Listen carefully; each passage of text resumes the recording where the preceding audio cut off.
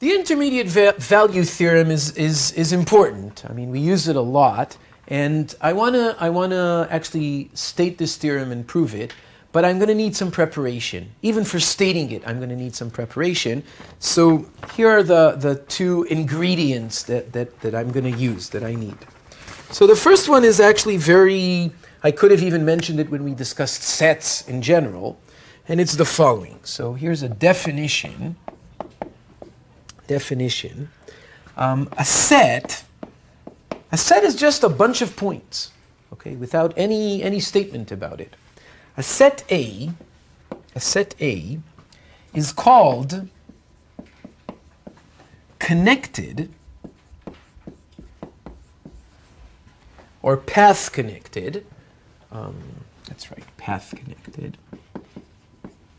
But this is the word we're going to use. Connected set if for any 2 points, let's call these points x and y, but these are now vectors. This can be a 2-dimensional set or a 3-dimensional set. For any x, y in the set A, there exists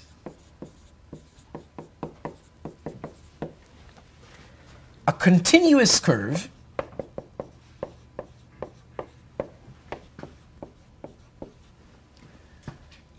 connecting x and y,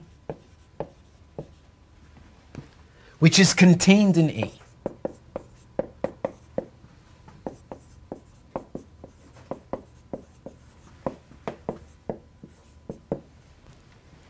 Okay, so here is an example. I'm going to look at a planar set, just a bunch of points in R2. How about maybe this set here? Maybe there's a big hole here. Maybe something like this. Okay, so this is all of this is going to be my set. This is going to be the set A, all the shaded area. Is it a connected set? The answer is yes. If you take any 2 points, even if you try to hide them, so here's 1 point, and here's another point, you could still connect them using a continuous curve, a continuous path, which is contained in the set, right? Here it is, for example. Oops. Right? I connected the 2 points using a continuous curve, which is contained in A. Do you agree? Okay. And you can do that for any 2 points in this set. Does everybody agree? So what would a set which is not connected look like, for example? It would have a different component. So now let A be this thing and this thing. All of the shaded area is going to be the set A. Okay. So now if you take 2 points, here we go, 1 point here and 1 point here. Now in red, I can't connect them using a continuous path without leaving the set A. Do you see that? I can try doing it the short way, but I just left the set A. Do you agree? And I can try doing it the long way. Okay, so I purposely drew them very close because they really seem like they can be connected, but they just can't. I can try going here and here. Maybe I'll go around here, but I just can't get to this island. Do you agree? Okay. So, near question mark. Good. So now with this additional component, it's no longer a connected set. Is it clear what a connected set is? Okay. Good. Okay. So that's one ingredient that we need, and here's another one. So the other one is a theorem, which I'm not going to prove, but I want you to understand what it says. It's kind of intuitive and elementary, and it's actually a version of a statement that you know already that says that composition of continuous functions is continuous. Okay, when you compose continuous functions, you get a continuous function. So that's what I'm going to write. I'm going to write a theorem where I'm going to compose two continuous functions, but they're now going to be multivariable functions. They're not going to be f from x to y and g from y to z. Okay, they're going to be multivariable functions. So let's write it in short, composition of continuous functions is continuous. And this is one particular case of that. So let, and I'm going to write the two-dimensional version, let x of t and y of t be continuous on the interval AB. So these are good old one-dimensional functions, single variable functions. The variable is t. T is somewhere between a and b. And we have two functions, x of t and y of t. Okay? And they're continuous. So this is continuous in the Calc 1 sense. Okay? And let D be a domain in R2, a planar domain. And I'm going to assume that it's open. It's not crucial for everything we do. It's just, again, to avoid boundary points, because boundary points introduce some background noise that I want to ignore now. I want to do the easy version. So I'm going to assume D is open. So it's an open domain such that for any t in this interval, the point x of t, y of t, so this x of t, y of t is a point in R2, right? Is a point in the plane, but I want this point to be contained in D. Okay? So what you should picture now, what you should picture up to this point, well, maybe I'll write everything and then add a picture. So this is still the let part, the assumptions. And furthermore, let f from D to R be continuous. So this now is a function on the plane, defined on domain D. So this is fxy, right? This is a two-variable function. Okay? So what I'm going to do now is look at the values of the function on points like this. Okay? So define phi of t. Phi is the Greek f. Phi of t is going to be f of x of t, y of t. So here's the composition. It's f composed with, in each of its coordinates, I'm plugging in a continuous single variable function, x of t and y of t. Okay? So for every t I take, I put it here, I get a point x of t, y of t. I look at the value of f on that point. Okay? That's what I call phi of t. Clear? So do you see that this is a composition? Okay? So all of this is still setting the assumptions of the theorem. Okay? And what does the theorem say? Then phi is continuous on AB. Okay, that's the statement. Okay. Now there's geometry behind it. This might look at first glance to be kind of confusing, okay, but there's actually very simple geometry going on here. What's the geometry? X of t, y of t is just a parameterization of a curve, right? We talked about curves. So this is just a curve. For every t, where is it? For every t, we get a point. So this is a curve in the plane, a planar curve. Do you see that? And we had examples, cosine t sine of t, t squared. Remember, we discussed curves. So this is just a curve. And all of this is saying that it's a continuous curve, because its components are continuous functions, and that the curve is contained in some domain. Okay? So here's a picture. Here's our good old three-dimensional picture. And here's the domain D. The domain D is some puddle down here in the xy plane.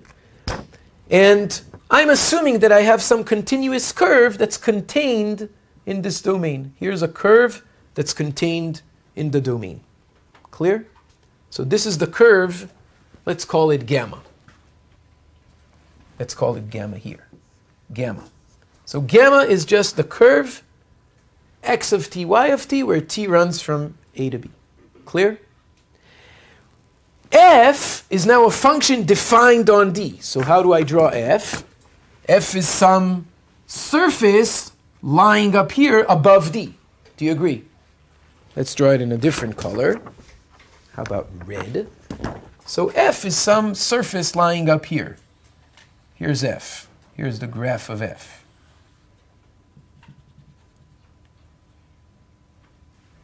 Okay, so can you imagine this blanket above D, right? This is the graph of F. This is f of xy. Okay, and I'm assuming it's continuous. Good? And now, what is phi? Phi is just looking at the value of f, not on every point in D, but only on points on this curve, on gamma. So what I'm going to get, let's take yet a third color, or a fourth color, whatever, orange. What I'm going to get is some values up here. Here it is. Okay, this in orange, this line that I added here, is only the values of f on points on this curve. F on points of the form x of t, y of t. On points on this black curve down here. Clear? Everybody? And the statement is that phi is a continuous function, so this thing is also continuous. Okay, so does everybody understand what's going on here in terms of geometry? It's not really complicated. And that it makes sense. I mean, you take a continuous curve, act on it with a continuous function, it's a composition of two continuous things, it's going to be continuous. Clear? Okay. So with this at hand, now I can write the intermediate value theorem. And not just write it, but also prove it. So first of all, before I do it, let's recall what the intermediate value theorem said in Calculus 1. It said, suppose you have an interval, AB, and you have a continuous function on that interval.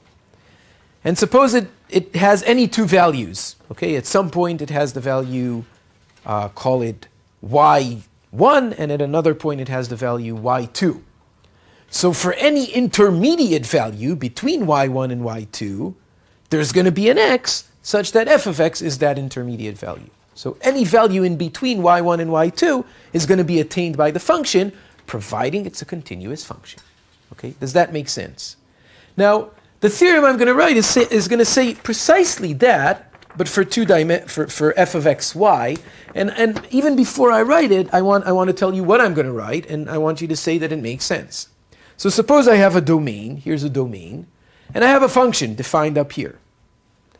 Is my hand waving clear? If whenever I wave my hands, that hand waving is not meaningful, then you have to stop me and say, wait, why did you just do that? Okay, the hand waving has to be completely intuitive, to express exactly my thoughts to you, and you should understand them. Okay, domain, everybody with me? Function, graph, continuous function. Good? Take 2 points in the domain, x1, y1, and x2, y2. Take the values of the function at those 2 points, z1 and z2. Okay? For any intermediate value between z1 and z2, for any value between z1 and z2, there's going to be a point down in the domain where that value is attained. Why? Because f is continuous. It's defined here. It's defined here. It's continuous. It has to somehow get in between. So it's going to cross any intermediate value. Was that hand-waving convincing? Okay. Do you agree that that's the theorem? Okay. But you need to add one thing.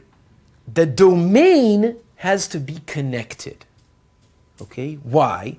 If you take a domain which is like a non-connected set, like we had over here on this board, and define a function, look here for a second.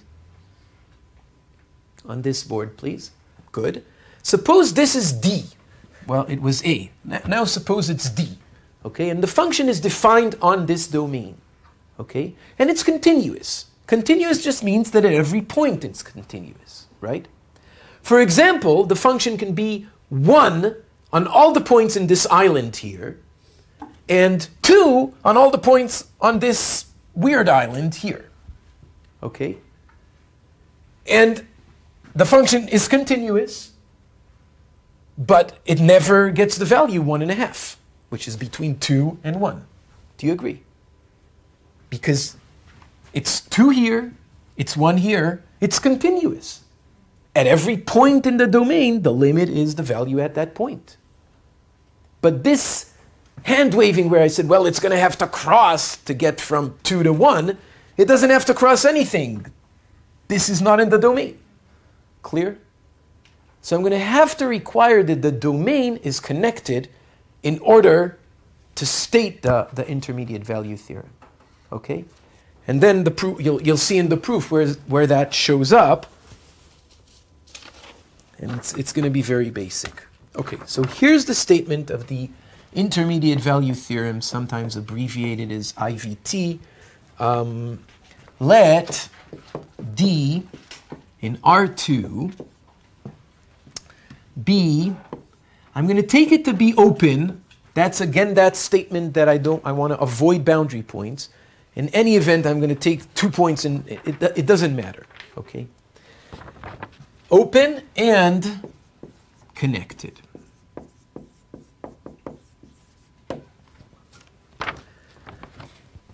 Let f from D to R be continuous. So again, let's emphasize that f is in fxy now. fxy, two-dimensional function, two-variable function from D to R be continuous. Let x1, y1 and x2, y2 be 2 points in D, 2 points in the domain.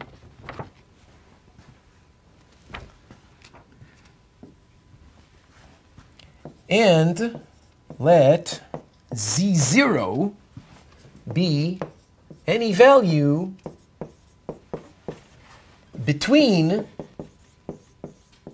the values at these 2 points, f at x1, y1, and f at x2, y2. Any intermediate value. Then, here's the statement of the theorem, there exists a point x0, y0 in D such that the value of the function at x0, y0 is precisely z0, the intermediate value. Clear? So is the statement of the theorem, does it compile? Does it make sense? Do you see that it's precisely the analog of the single variable theorem? Everybody? Okay. I want to prove this. Okay, I want to prove this. And here's how I'm going to prove it. Proof.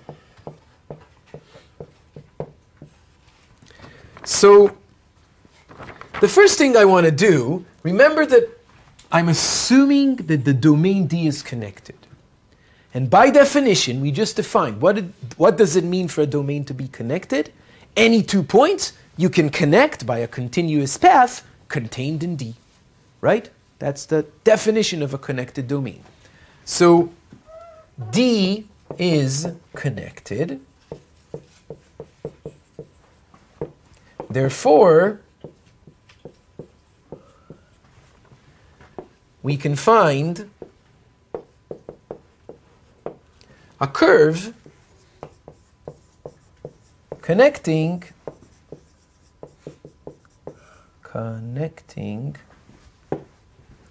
the 2 points, x1, y1, and x2, y2. And it's not just any curve, it's a continuous curve connecting x1, y1, and x2, y2 in D. The curve does not leave D. Okay, that's what it means to be connected. So let's continue maybe on this board.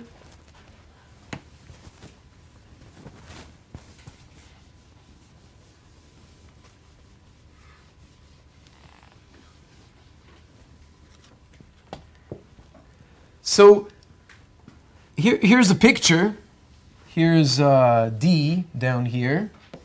Here's D. That's the domain of the function. And we took 2 points, x1, y1, and another point, maybe here, x2, y2. And since the domain is connected, we know we can connect these 2 points, so we connected them. We found a path, a curve, a continuous curve, connecting them, which is contained in D.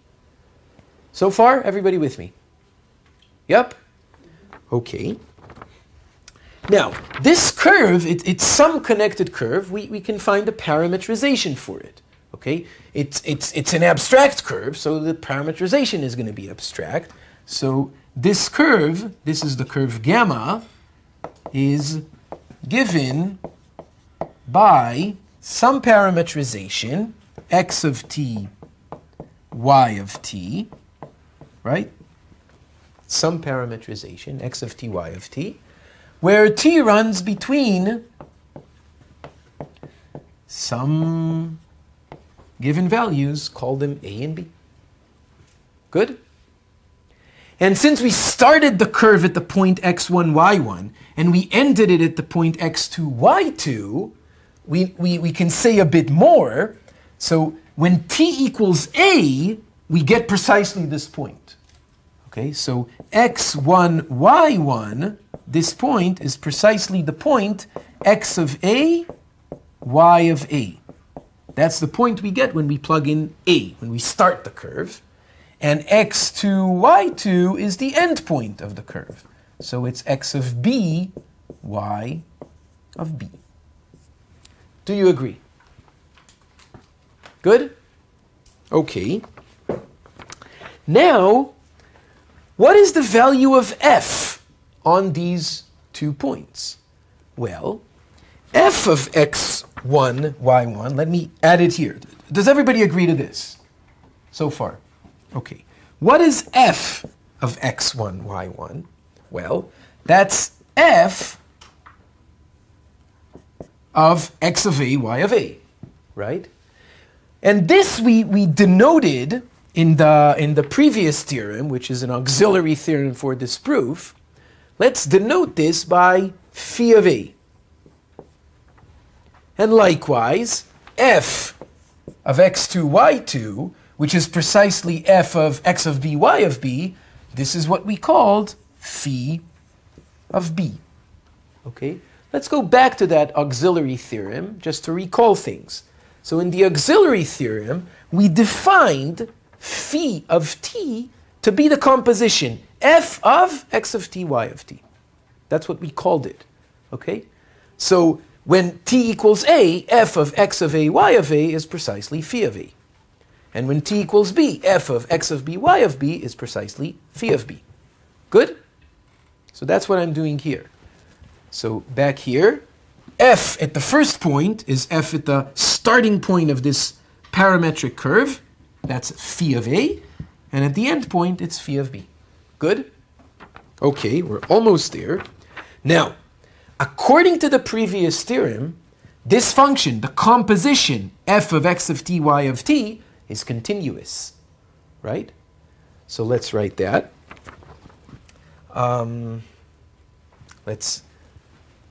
Let's use this board.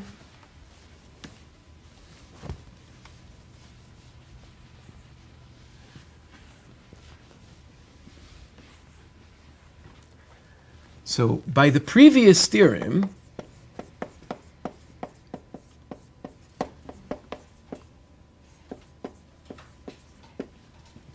phi of t, which was f of x of t, y of t, is continuous. All the assumptions of the previous theorem hold. Phi is the composition of f, which is continuous, on a domain which contains the curve given by x and t, y of t, which is a continuous curve. Okay, so all of this holds. So by the previous theorem, phi is continuous. And now look at phi. Phi is a single variable continuous function.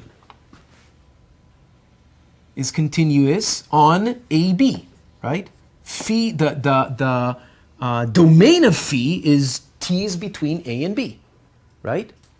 So phi is a continuous function on a closed interval. Do you agree? Therefore, by the previous theorem, thus, by the single variable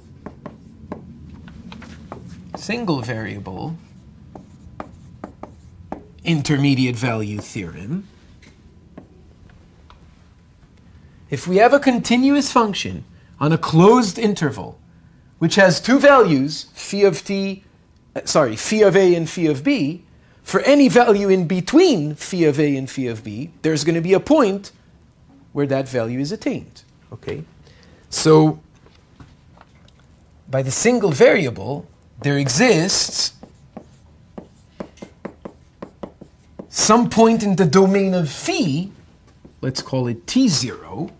T0 is in this interval AB, such that the value of phi at this t0 equals any intermediate value. Any value between phi of A and phi of B, I can attain by phi at some intermediate point between A and B. Do you agree? In particular, the value z0. z0 was a value between f of x1, y1, and f of x2, y2. Let's look back, few boards back. Here, what was z0? z0 was a value between the value of f at x1, y1, and the value of f at x2, y2. That was z0. Do you agree?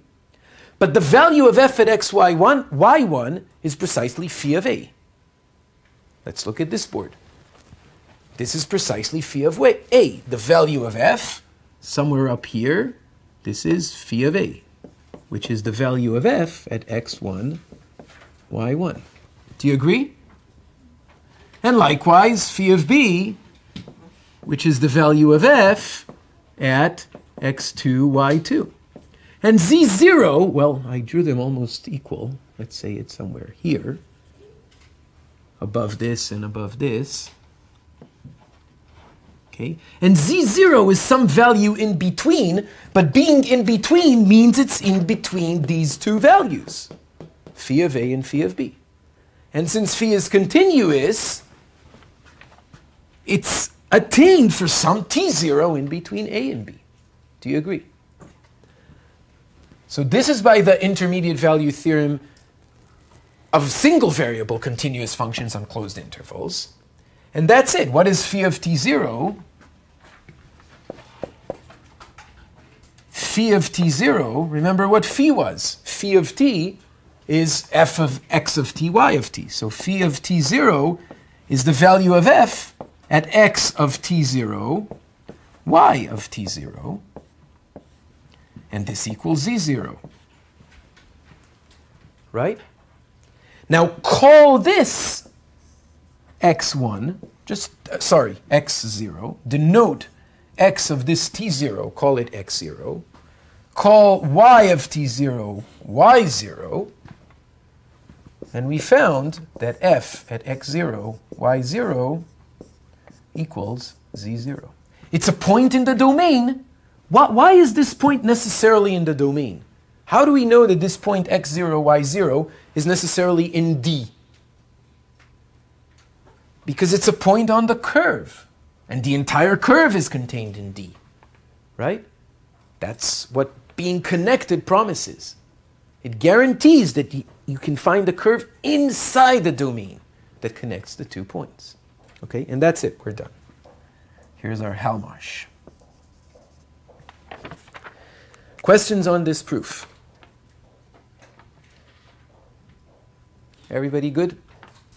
Okay. So we didn't get into epsilonautics here. Okay? So it's not too complicated in that sense, but it's still a mouthful, right? We filled like 3 boards of proof.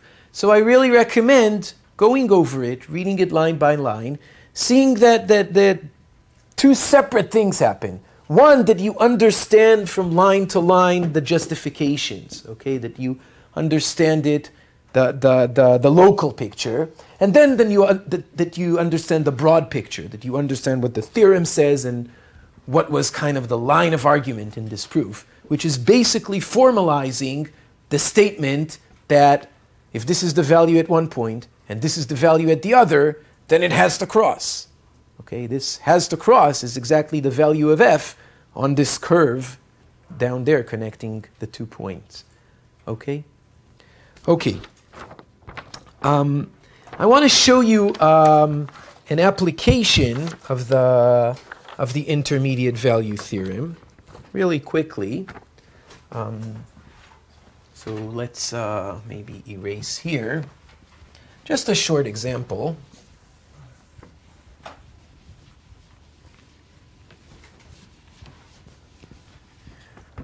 So here's an example.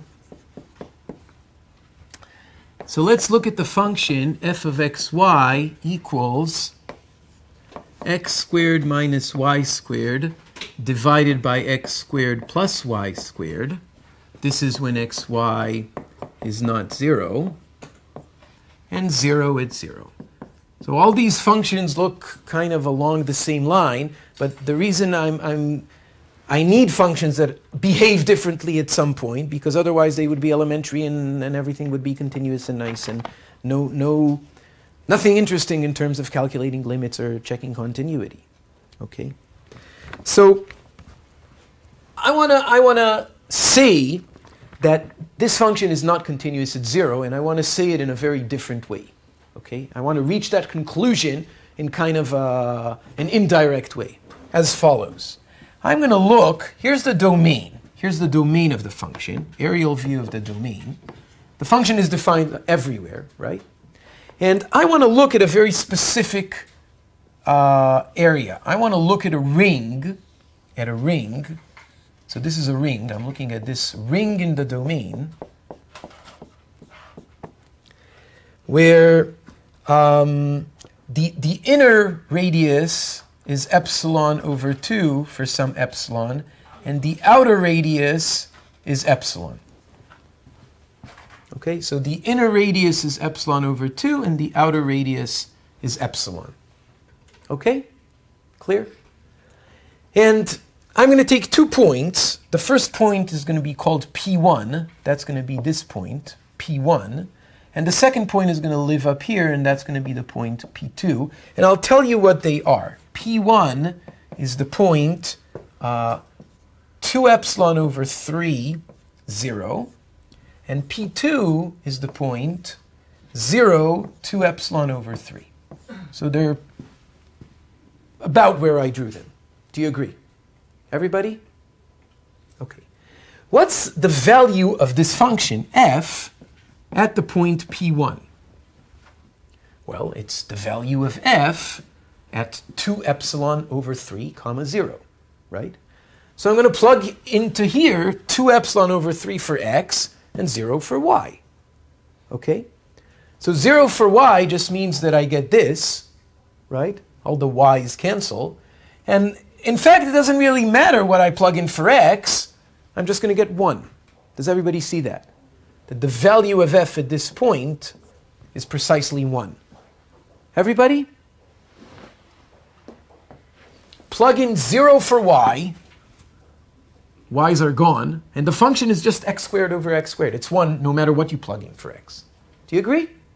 Okay, what is the value of f at the point P2? Remember, f lives up here. The graph is up here. This is just a picture of the domain, of some area, some ring I chose randomly in the domain. Well, not randomly, there's a reason.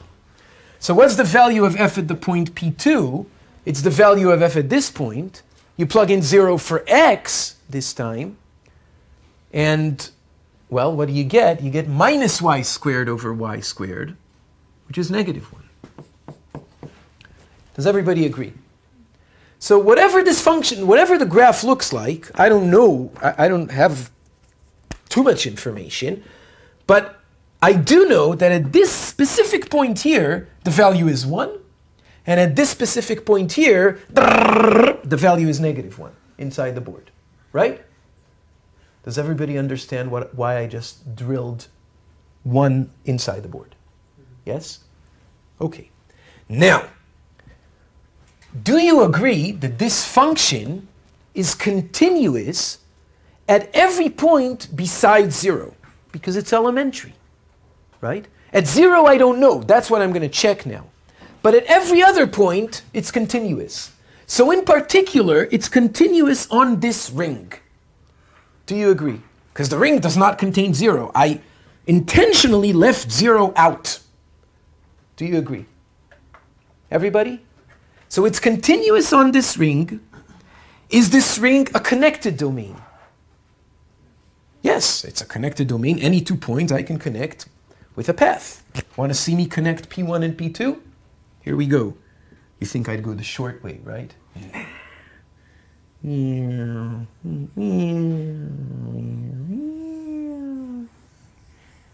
Ha! Right? Connected. Good.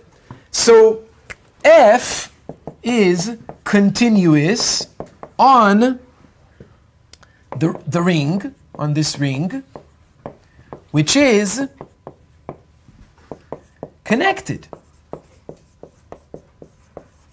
Let's assume it doesn't contain the outer boundaries, so it's open also, so I can use the theorem just the way I stated it. Okay? Therefore, by the intermediate value theorem, on this ring, f has every single value between -1 and 1. Do you agree? At some point in this ring, f has every value between -1 and 1. Because it's 1 here, it's -1 here, it's going to be every value between -1 and 1. F gets any value, call it z, between 1 and -1 in the ring. Somewhere in the ring. There's a point here where the value is 0, and a point here where the value is 1/2, and a point here where the value is -1/3. Do you agree? Now, here's the punchline. This is true for any epsilon. Up to now, I didn't say anything about epsilon. This is true for any epsilon. Do you see that? Epsilon did not play a role so far at all. So for any ring, no matter how close to the origin, this function gets all the values between -1 and 1. Do you agree? Okay? For any neighborhood of the origin, it gets all the values between -1 and 1. Therefore, it's not continuous. I can't restrict for a given epsilon, well, different epsilon than here, the values between L plus epsilon and L minus epsilon. Okay? This should remind you of sine of 1 over x, that at any neighborhood of 0 gets all the values between -1 and 1. Remember? Sine of 1 over x. Every neighborhood of 0 gets all the values between -1 and 1. This does the same thing. At every neighborhood of 0, 0 gets all the values between -1 and 1. Okay? So conclusion, f is not continuous at 0, 0, because it doesn't even have a limit at 0, 0, because at every neighborhood of 0, 0, it gets all the values between -1 and 1, at every neighborhood. Is this clear? Is the reasoning clear? Okay? So, this is where we're going to stop our discussion about the intermediate value theorem. and about continuity. And coming up next, differentiation, derivatives.